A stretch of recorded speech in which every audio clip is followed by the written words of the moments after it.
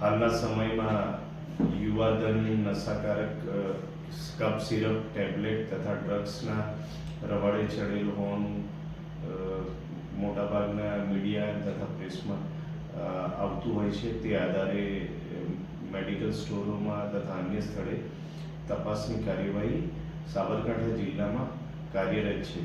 તે અનુસંધાને હિંમતનગર ટાઉન વિસ્તારમાં હિંમતનગર બસ સ્ટેન્ડ પાસે એક વ્યક્તિ આ નાની બોટલો કફ સિરપની લઈને વેચતો હોય તેવી હકીકત મળેલી. તે આધારે સાબરકાંઠા જિલ્લા એસઓજીએ તે સ્થળે તપાસ કરેલી તો કરણ નામનો વ્યક્તિ મળી આવેલું અને તેની પાસેથી આ કફ સિરપો મળેલી. તેની વધુ પૂછપરછ કરતા અન્ય બે વ્યક્તિઓ એણે નામ દીધેલા. એ બંને વ્યક્તિઓ દર્શનકુમાર તથા નિલેશકુમારના ત્યાં પણ આ બાબતે તપાસ કરતા એમની પાસેથી પણ કફ સિરપ મળી આવેલી. એટલે કુલ આ ત્રણેય જગ્યાએ થઈ 176 નંગ કફ સિરપ